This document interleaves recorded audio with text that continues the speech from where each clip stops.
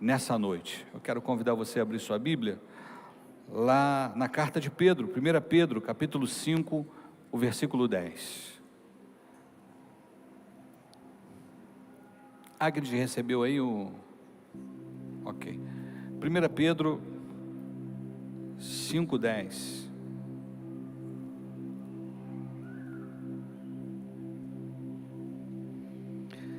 Você que achou, dá um sinal de vida aí.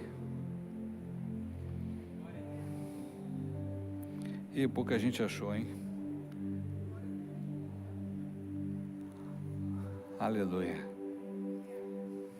Aleluia.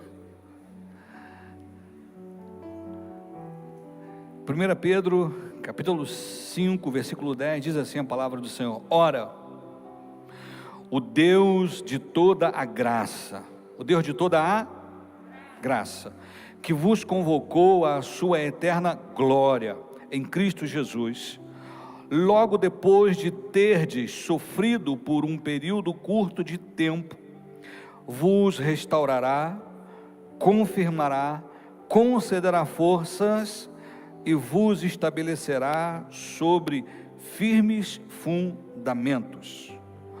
Logo depois de terdes sofrido por um período curto de tempo, vos restaurará, confirmará, concederá forças e vos estabelecerá sobre firmes alicerces. Quero convidar você a dar um abraço gostoso aí na sua Bíblia, e se você se sente à vontade, repita após mim: essa é minha Bíblia, eu sou o que ela diz que eu sou, eu tenho o que ela diz que eu tenho, e eu posso fazer o que ela diz que eu posso fazer. Nesta hora, eu serei ministrado pela inerrante, infalível, incomparável, indestrutível, santa e poderosa palavra de Deus.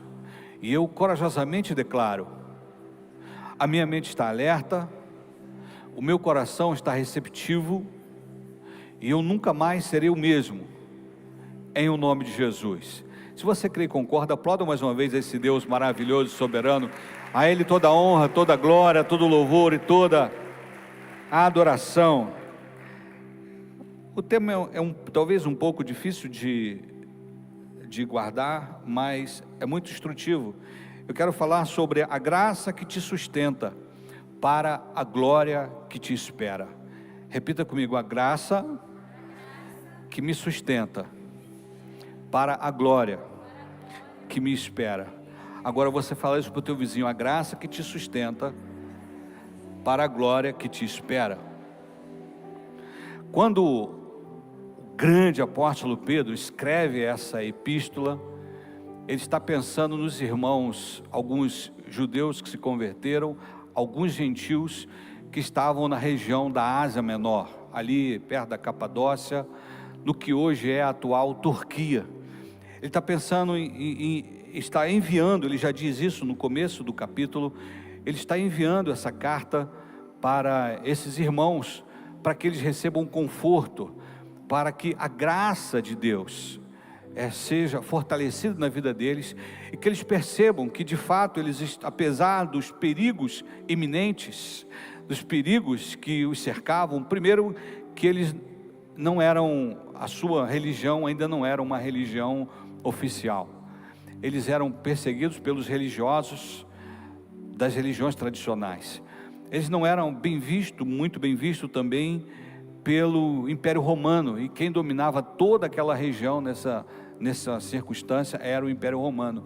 Essa carta foi escrita mais ou menos do ano 62 ao 64, por aí, nesse período onde esses irmãos estão ávidos de receber uma palavra de confirmação, uma palavra de conforto, uma palavra de direção. E quando Pedro ministra essa carta, ela vai encontrar corações que foram alcançados pela graça do Senhor. E é tremendo perceber que a graça que nos sustenta é a mesma graça que nos salva, Porque quando nós falamos de graça, às vezes pensamos, meu Deus, o que é isso? Já sabemos que é um favor imerecido, mas quando pensamos em graça, lógico, nós imediatamente associamos a graça a apenas ao ato da salvação, a apenas o ato do perdão. A graça é isso também, mas a graça nos protege, a graça nos fortalece, a graça ela confirma, ela ratifica a nossa fé, ela nos alimenta de uma forma sobrenatural e extraordinária. A graça nos faz lembrar de quem somos e de quem Deus é em nós. Por isso Pedro está falando, ele fala muito sobre a graça nesta epístola. Ele, em outras palavras, está dizendo, vocês foram alcançados pela graça, vocês estão sendo guardados pela graça, vocês poderão ter momentos difíceis, vocês vão passar por aflições, por tribulações, mas a primeira verdade que ele lança aí nesse texto, já uma sentença, é: o sofrimento pode vir, mas ele tem um tempo determinado. O sofrimento pode vir, mas ele não se compara, como Paulo disse, ao peso eterno de glória. O sofrimento tem uma data marcada para terminar. Quantos estão entendendo?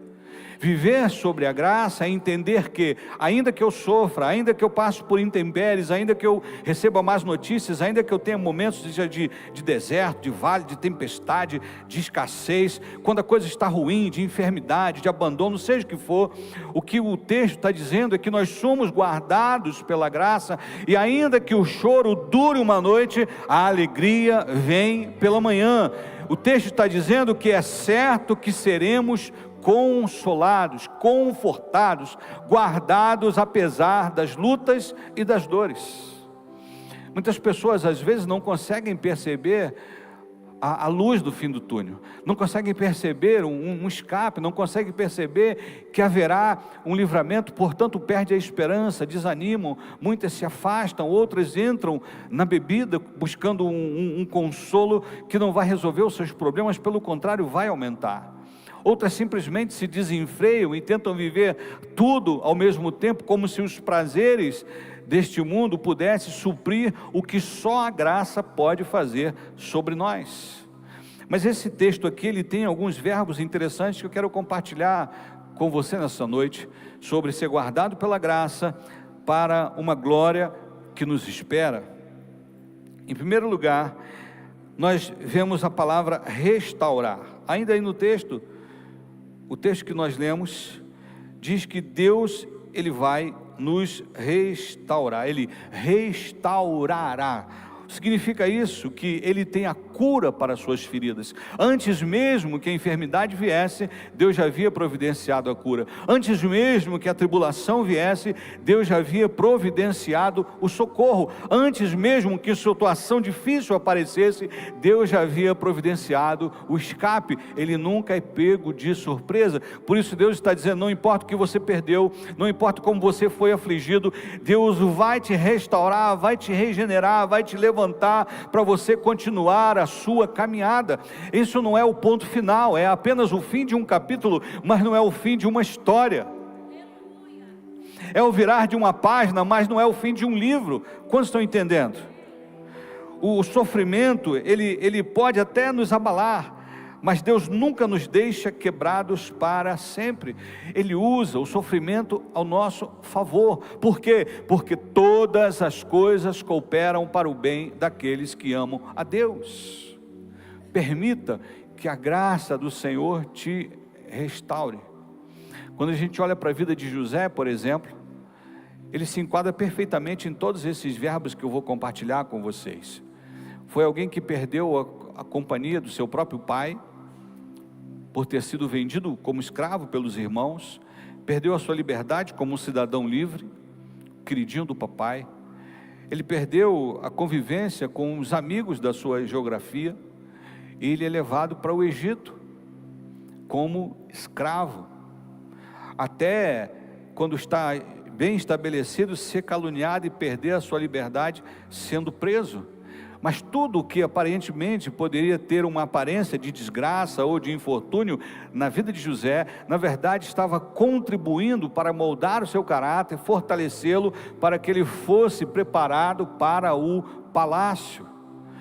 E quando Deus fala de restauração, não significa tornar igual ao que era no passado, mas Deus restaura e faz melhor, Quantos estão entendendo? Ele torna melhor do que o que era, melhor do que o original. Assim aconteceu com Jó, quando ele perdeu tudo. Diz a Bíblia que Deus deu tudo muito mais em dobro, e os filhos ainda mais bonitos do que da geração anterior. O que eu quero dizer para você é que eu não sei como você entrou aqui, quão quebrado você está, quão triste você está, quão pesaroso você está, quão preocupado você está. Eu quero dizer que em Cristo Jesus, Deus já preparou um tempo de restauração para a sua vida. Se você recebe, diga glória a Deus. Se a dor tentou te destruir, a graça de Deus te fará ressurgir. Aquilo que o inimigo usou para te ferir, Deus vai usar para te levantar.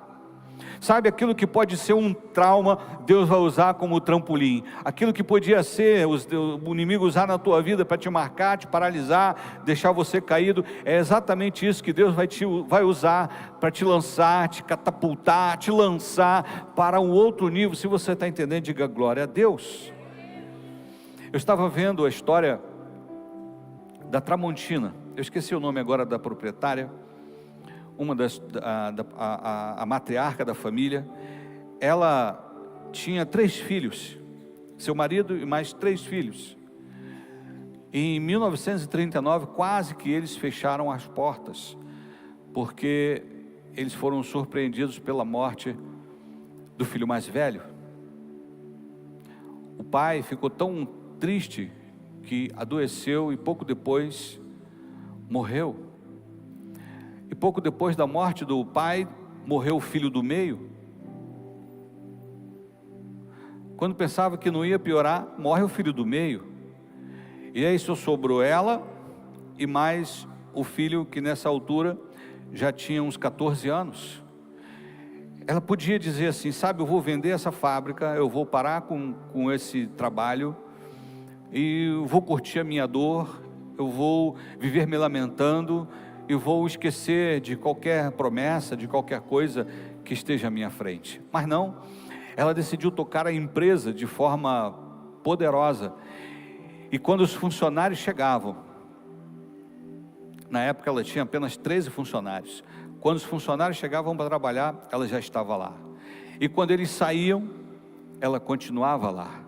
Não só isso, de vez em quando ela enchia algumas malas com faca, canivete, pegava o trem, ia para Porto Alegre, batia de porta em porta e voltava para casa com a mala vazia.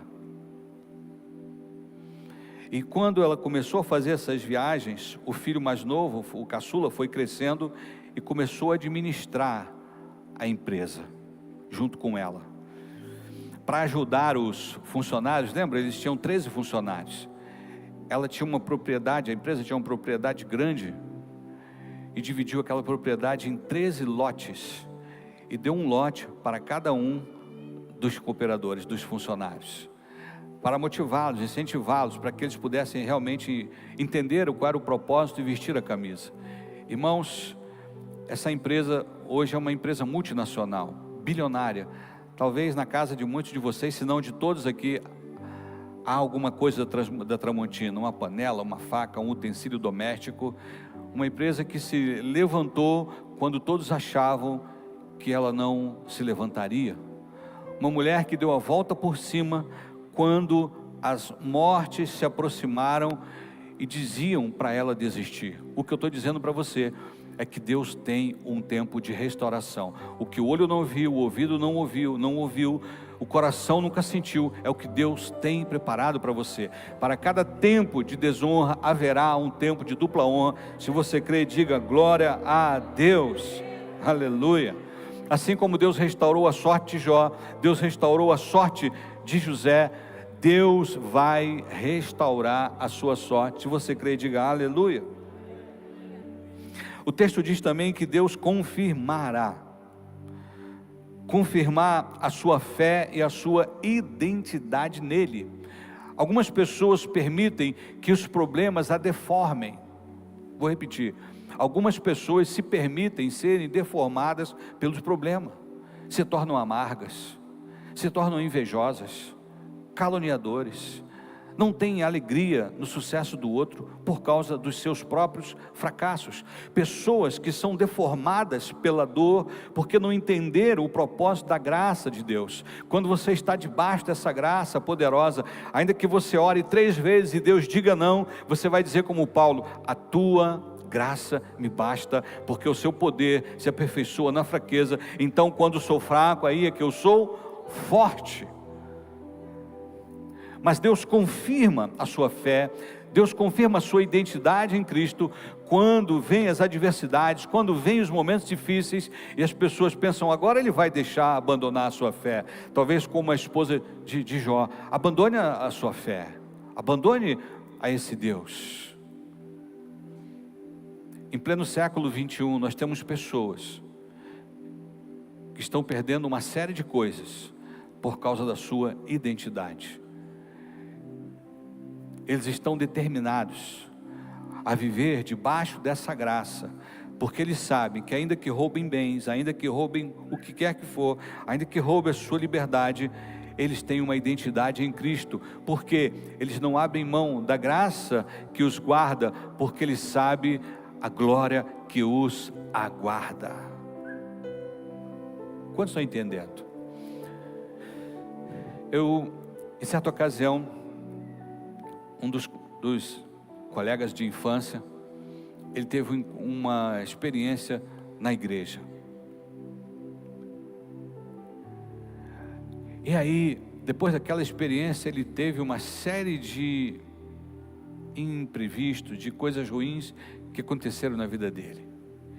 E ele disse a mim: cara, Deus me livre, depois que eu aceitei Jesus,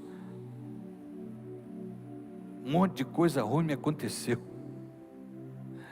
E sabe o que ele fez? Ele abandonou a fé.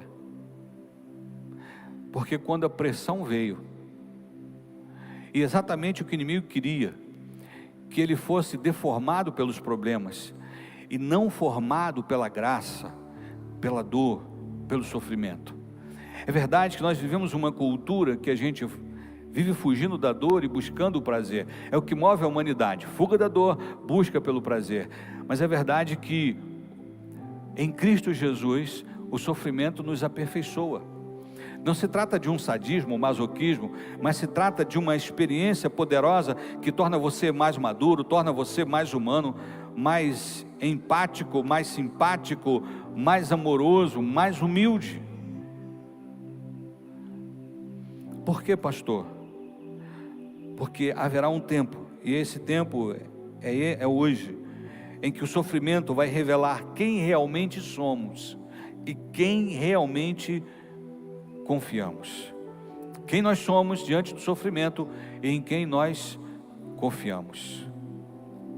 A melhor maneira de conhecer o caráter de alguém é observá-lo em meio ao confronto e às provas.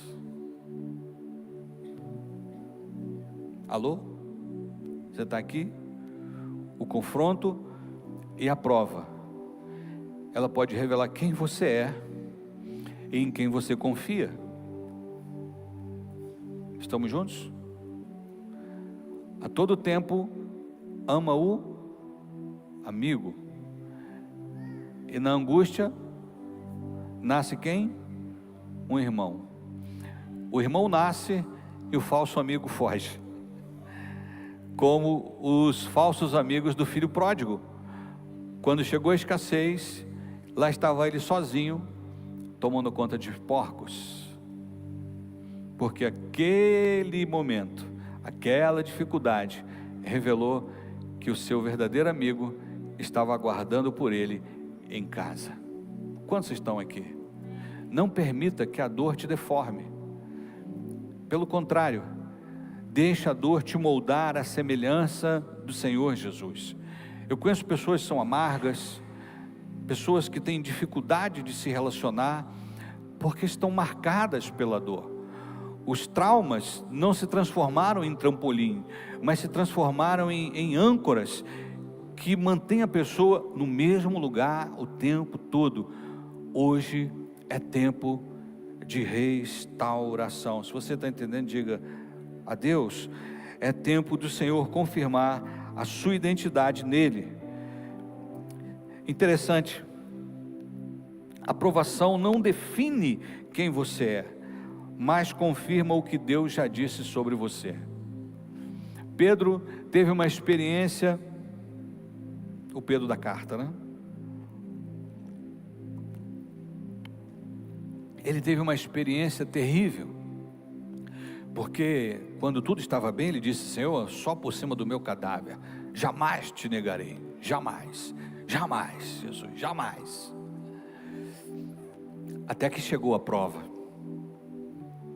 Jesus se permite aprisionar e Pedro começa a segui-lo de longe. E Pedro segue Jesus sendo levado para a casa de Anás.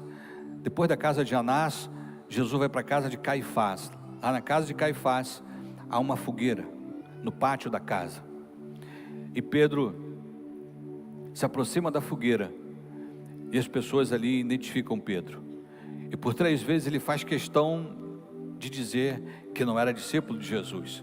Por 3 vezes ele nega a Jesus, até que o galo canta e os olhos de Pedro cruzam com os olhos de Jesus, e Pedro lembra do que havia dito, se decepciona com ele mesmo, e aquela dor traumatizante, na verdade, expurgou toda a covardia que havia em Pedro, expurgou todo o medo que havia em Pedro, porque aquele Pedro que saiu chorando, com medo de ser identificado como um discípulo de Jesus, ele é encontrado numa outra fogueira, onde Jesus prepara, tratando seu caráter, para que ele estivesse disposto a morrer por Jesus.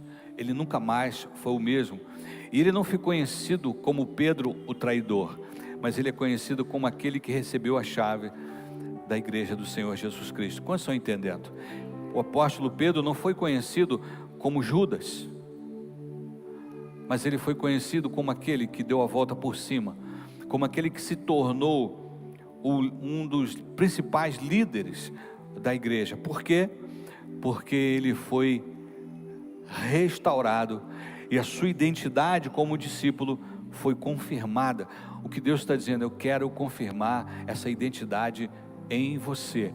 Não permita que o fogo das aflições te deforme, mas que o fogo do Espírito te purifique e torne você uma pessoa melhor. Se você está entendendo, diga glória a Deus. A outro verbo aqui, poderoso, que além de confirmar, é conceder força. Deus te concede força, ou seja, isso é te capacitar, isso é te dar as condições para você ir adiante, para você prosseguir, para você continuar. Já que você foi restaurado, você foi regenerado, você foi provado, a sua identidade foi confirmada, o Senhor te fortalece. Tudo posso naquele que me fortalece.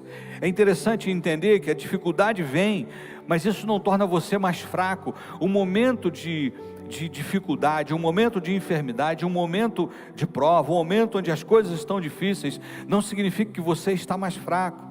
Pelo contrário, Deus pode usar esse momento para te dar uma força tão poderosa, mas tão tremenda, que as pessoas vão perguntar: como é que eles conseguiram? Como eles ainda estão de pé? Quantos estão entendendo? Deus não te desampara. O que eu quero dizer com essa palavra é que a graça do Senhor vem e te fortalece. Tempos difíceis, amém. Tempos de perseguição, amém. Tempos de escassez, amém. Tempos de anonimato, amém. Mas nada disso é maior, mais intenso, mais poderoso que a promessa que Deus tem sobre minha vida. Eu estou então me movendo pela graça. Então quando parece que não tem mais jeito, o Senhor me renova e diz: vamos continuar. É como Elias, que estava cansado, desesperado, ouviu uma palavra de ameaça, deixou a palavra entrar no seu coração, foi para o deserto, se despediu do seu ajudante e disse para Deus: olha, eu quero a morte, eu não quero mais viver. Essa era a palavra dele. E aí vai um anjo, alimenta com pão, com água, para uma caminhada de 40 dias. Depois de se esconder na caverna, ele é visitado pelo Senhor. E quando ele achava que tudo estava perdido, Deus o renova e diz para ele voltar, porque ainda tinha muita coisa para ser feito. Ele ainda tinha que ungir um rei, ainda tinha que escolher um substituto, ainda havia muitas vidas para serem tocadas através da vida de Elias.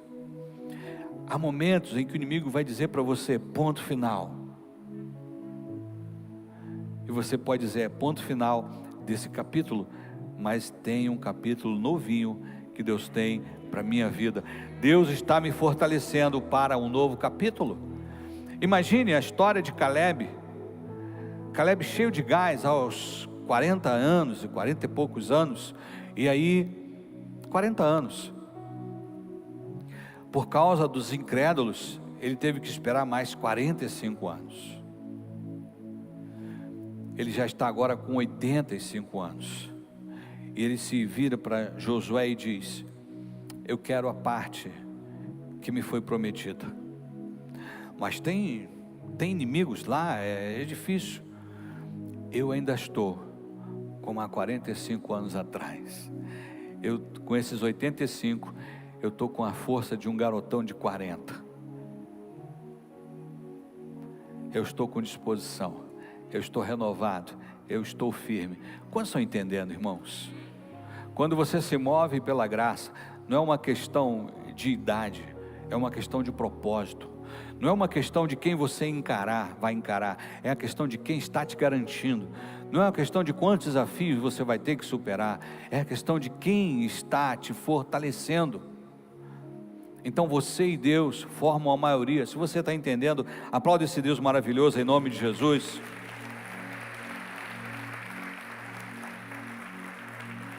É aquele momento que você diz: Senhor, eu acho que não dá mais, vou jogar a toalha, não tem mais jeito. E Deus então ministra uma palavra no teu coração, e você pega um fôlego novo, e ainda que a árvore cortada, sem a sua raiz, ao cheiro das águas, só um orvalho é o suficiente para essa árvore dar ramos novos, brotar.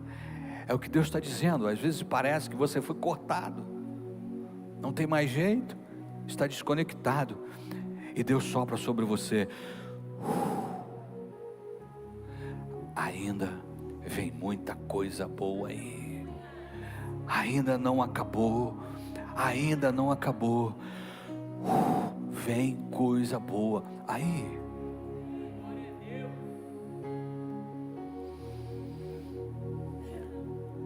Talvez você diga assim: ah, pastor Lima, para você falar isso é fácil, você casou com a Adriana, mulher extraordinária, guerreira, linda, forte, família rica, deu o golpe do baú, aí é fácil. A minha esposa é bênção na minha vida. Há momentos que uma palavra dela me ajuda muito, mas a minha força vem do Senhor. A minha força vem do Senhor. E quando nós estávamos para cruzar este ano, eu senti Deus me renovar. Vamos viver 20 anos em 5.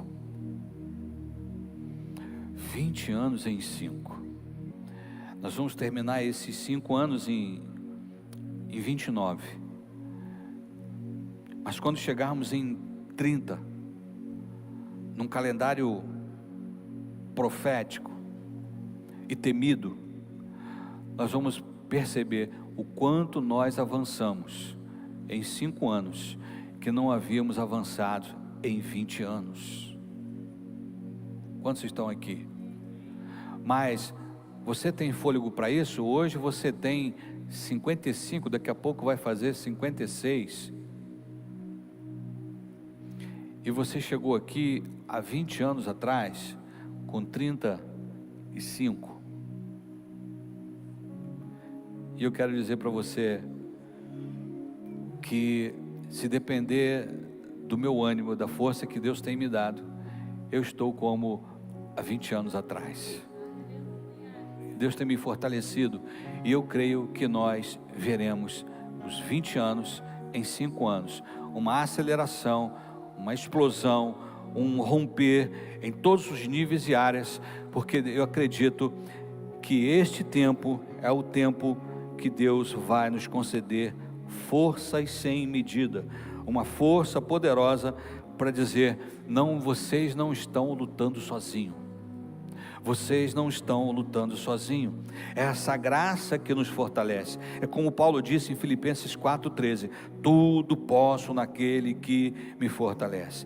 Então a força que eu preciso, a força que você precisa para vencer, não vem de mim, não vem de você, vem daquele que nos sustenta. Se Deus te chamou, Ele te habilita, Ele te capacita, e além de tudo, Ele te sustenta.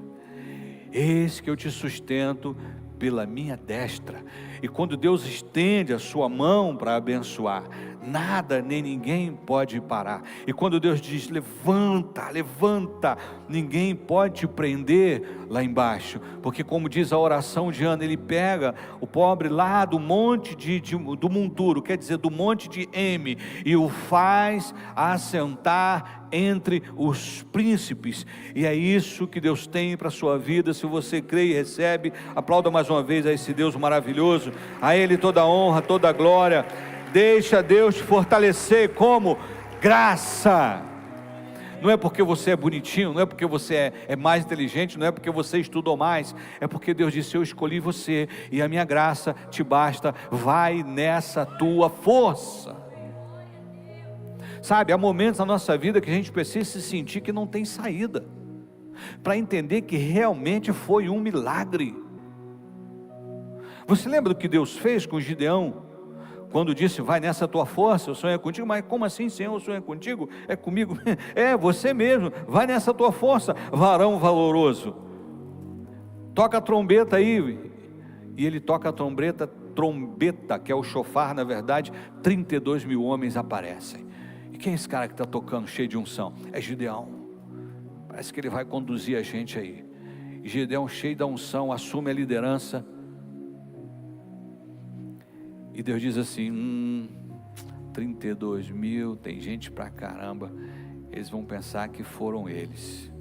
Gideão, aqui entre nós, manda os medrosos e covardes ir embora. Atenção, galera, se tiver alguém com medo aí, fica tranquilo, pode ir embora. Uma multidão foi. Deus olhou e ainda tem muita gente. Gideão, bota essa galera para beber água, e vê os que estão atentos, separa. Você levanta, você, 300. Agora tá bom. Com 300 vocês jamais vão dizer que foi no poder deles. Libera o resto. Liberou o resto. E Deus inicia ali o ministério de coreografia, liderado por Gideão, por Deus e por Gideão. O que eu fizer, vocês vão fazer também. E ele prepara uns cântaros com umas tochas, faz uma coreografia, e começam ali a glorificar. Os inimigos lá embaixo ficam assustados, começam a se degladiar, e Gideão vence uma batalha, vence 2 batalhas, vence outra batalha. Gideão se torna poderoso. Não parecia o mesmo homem que estava malhando o trigo no lagar, pensando que nunca mais se veria livre dos inimigos. Eles estavam sendo oprimidos pelos moabitas.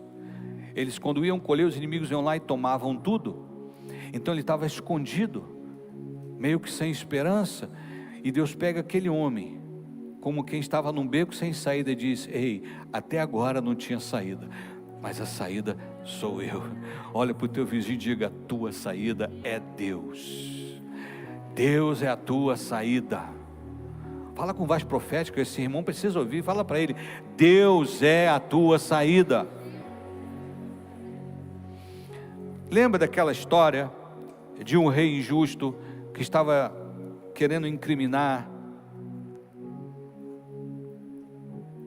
um homem justo? O rei era careca e usava um negócio preto, assim, uma capa preta. Era um rei muito injusto, perverso, maligno, e ele queria aprisionar estava de olho nas terras de um dos seus súditos,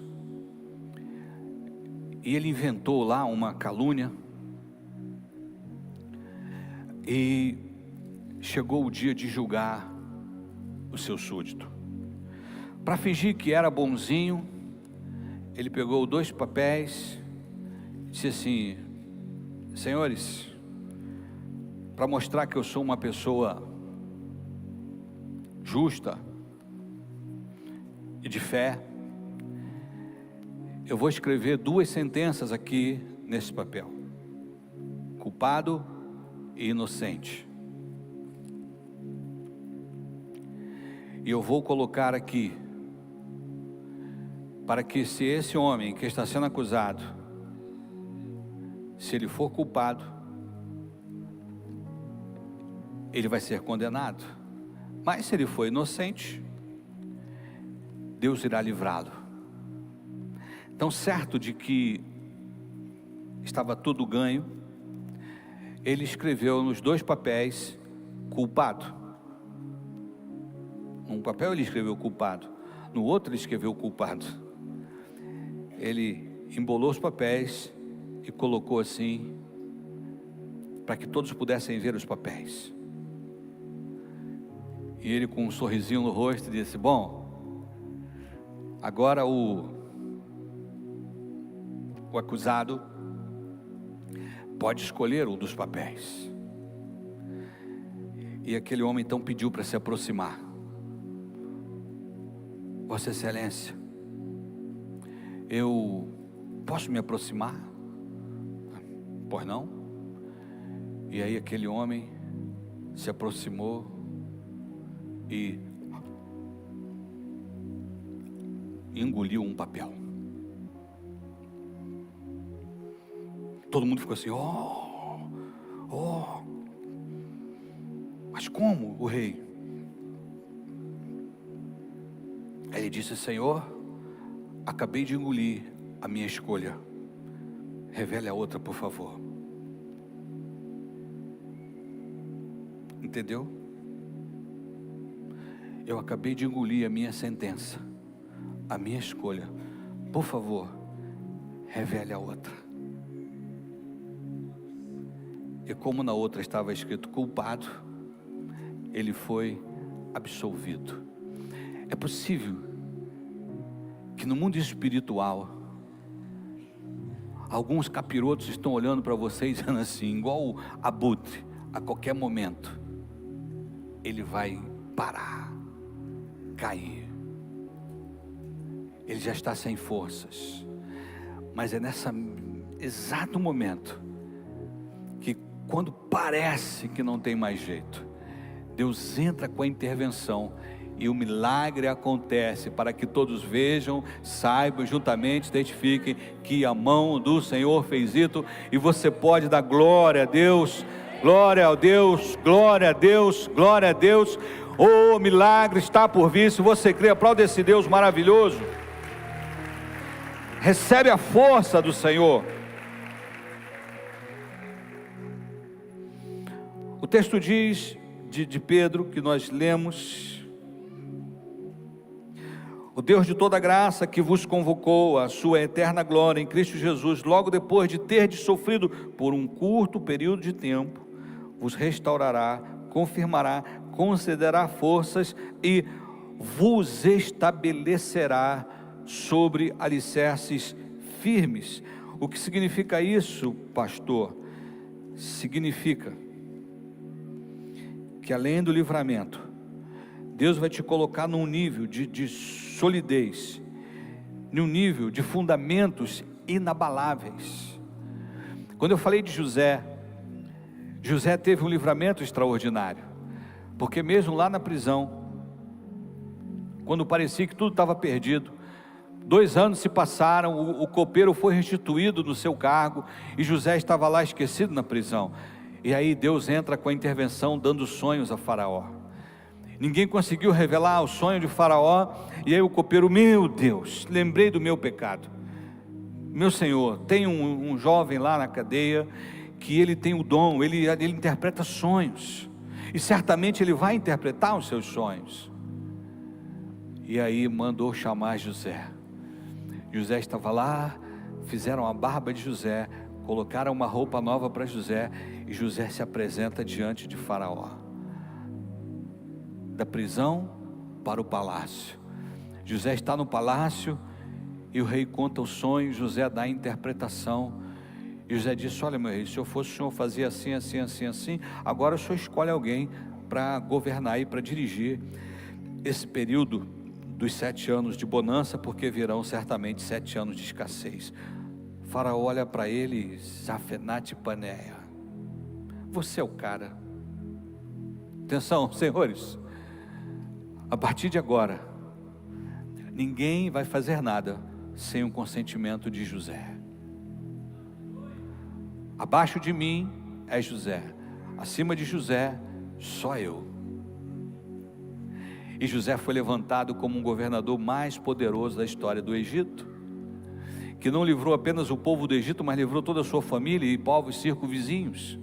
Aquilo que parecia uma tragédia, parecia que ele ia morrer, esquecido na prisão, mas quando tudo parece que está perdido, Deus sempre levanta um problema que tem o teu tamanho para resolver, que tem o teu tamanho para te levantar, que tem o teu tamanho para dizer: olha, chegou a sua vez, é a sua hora, entra em campo, entra em cena, porque Deus te fortaleceu. E agora José não estava mais como um nômade, ou seminômade, agora ele estava fortalecido, estabelecido em um palácio, com um governo estabelecido, com um povo fortalecido, ele estava num lugar firme, para poder trazer também a sua família, ele estava fundamentado.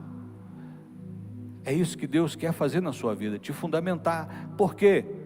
Porque não importa os dias que virão, quando você está escondido na graça, fortalecido no Senhor, aquilo que parece que vai ser vergonha na sua vida, vai glorificar o nome de Deus. Se você está entendendo, diga aleluia.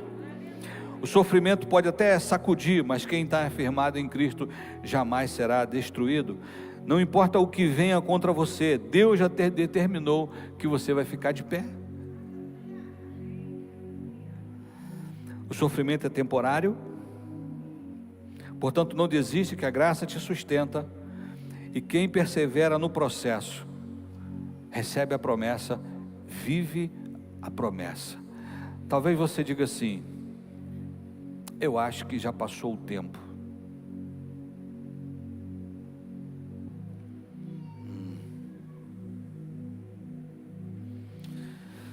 Você sabe que Zacarias também pensava assim? Quem é Zacarias, pastor? É o pai do Pedro? Não. Zacarias era o marido de Isabel, sumo sacerdote, que havia orado para ter um filho, mas o tempo passou e a promessa não havia alcançado. Até que um dia, quando ele é escolhido para ir para o Santo dos Santos, representar o povo como sumo sacerdote, ele se depara com a figura do anjo Gabriel. Ele, vou morrer. E o anjo traz a boa notícia de que Deus havia ouvido as suas orações. O que eu entendo à luz do texto é que parece que Zacarias havia desistido. Já estou velho, minha mulher também já está mais velha, ela é estéril, Deus não ouviu nossa oração, eu vou apenas me conformar. E aí o anjo diz que a sua esposa engravidaria. E o filho se chamaria João, a voz do que clama no deserto, aquele que prepararia o caminho para o Messias, o escândalo para as nações. E ele ficou tão impressionado que ele duvidou. E por ter duvidado, o anjo disse: bom, já que você duvidou, durante toda a gravidez da sua esposa, você vai ficar mudo. E ele sai dali,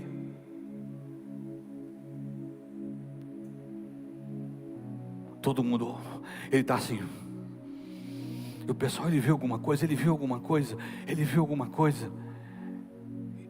E aí, ele se relaciona com a sua esposa engravida. Quando a criança está para nascer, vem a família: olha, o nome dele vai ser Zacarias também, né? O nome dele vai ser isso, vai ser aquilo. E a esposa: não, João é o seu nome. Ah, mas não tem ninguém com esse nome na família. Vamos perguntar para o pai. E aí, pai, qual vai ser o nome do garoto? Ele pediu uma tabuinha e escreveu: Yohanan, João é o seu nome. Quando o garoto nasceu, eu imagino que quando o menino deu o primeiro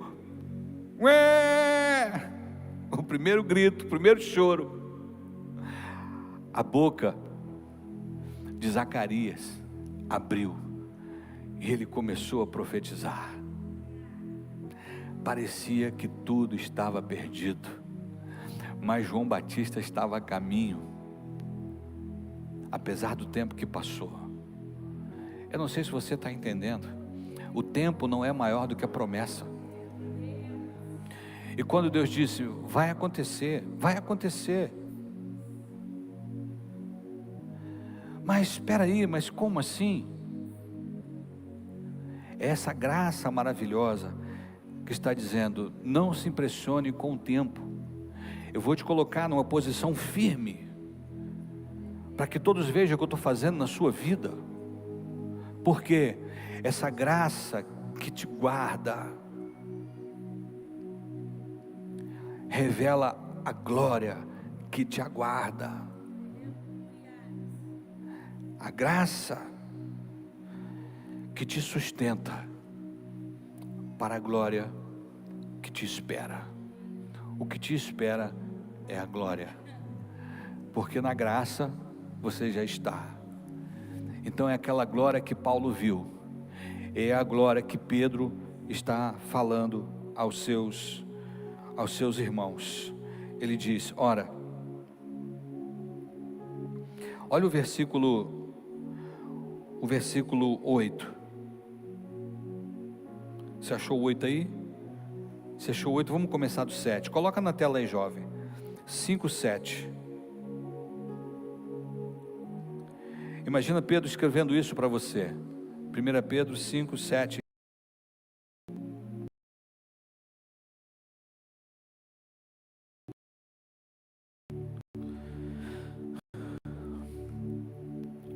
Lançando sobre ele toda a vossa ansiedade, porque ele tem cuidado de vós.